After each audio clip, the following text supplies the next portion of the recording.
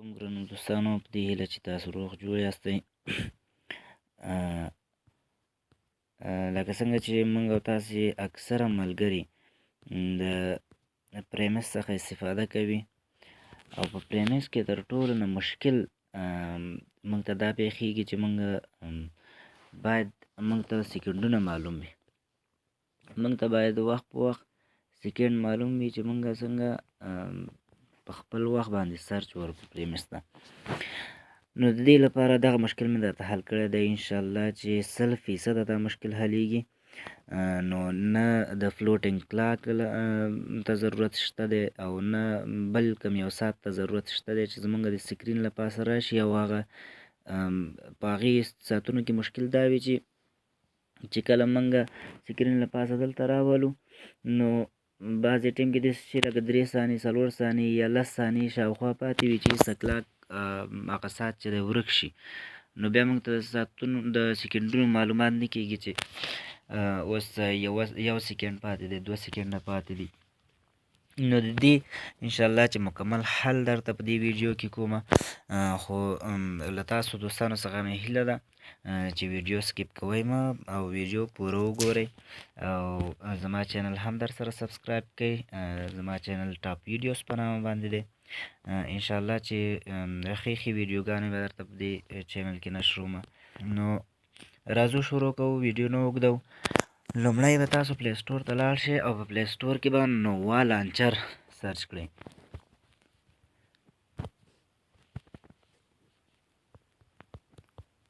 نووا لانچر په نامه باندې به اپلیکیشن تاسو سرچ کړئ.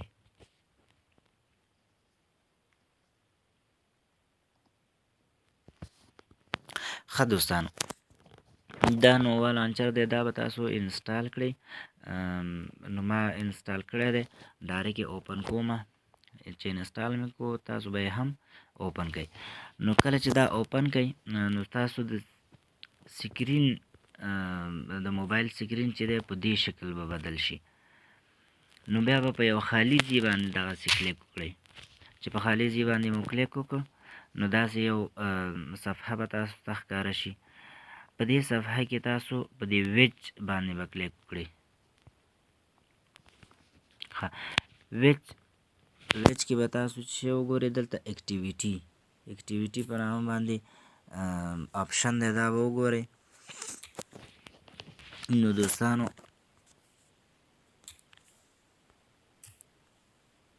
چې کله مو اکټیویټي پیدا کړه، په اکټیویټي باندې به ګوته داسې کېکاږلې ونیسئ او دغه اکټیویټي به سکرین له پاسه راولئ. تاسو ګورئ دوستانو چې ما مخکې تر مخکې دلته راوستی دی.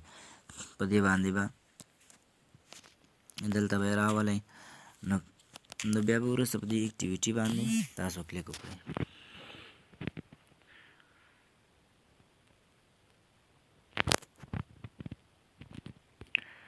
ښه، په دې ځای کې به تاسو سیسټم یو آی په نامه باندې آپشن پیدا کړئ.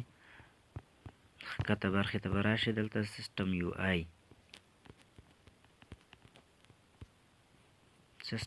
آی دا د ورونو سیسټم یو آی مو پیدا کړه. په دې باندې به کلیک وکړئ. نو لږ ښکته به لاړ شئ، دلته به سیسټم یو آی ډیمو موډ په نامه باندې آپشن راشي. دا وګورئ، سیسټم یو آی ډیمو موډ. نو په دې باندې به کلیک وکړئ دوستانو. نو دلته به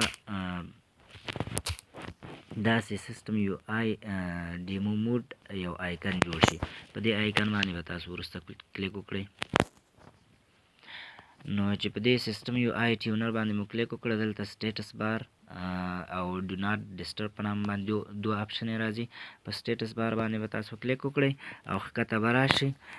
نو وګورئ دوستانو، زما د موبایل کوم سټیټس بار کې چې کوم هغه ساعت دی، هغه صرف ساعت او دقیقې ښیي، نو ثانیې پکې نشته دي.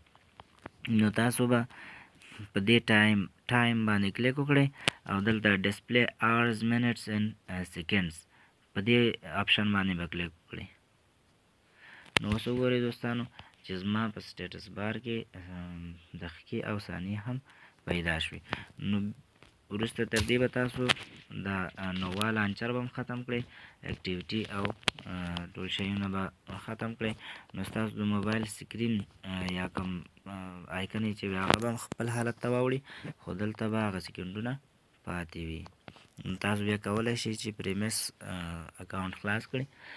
نو اول به دا سرچ لپاره کش کړئ او وروسته به سټیټس بار هغه چې دی په بله ګوته باندې داسې لږ ښکته ونیسئ. تاسو ته به سکینډونه ښکاره شي، چې کله سکینډ پوره کېدو نو تاسو به دا سرچ ګوته پرېږدئ.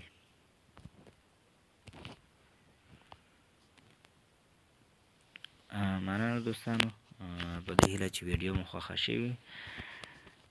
د بیا لپاره د الله په امان.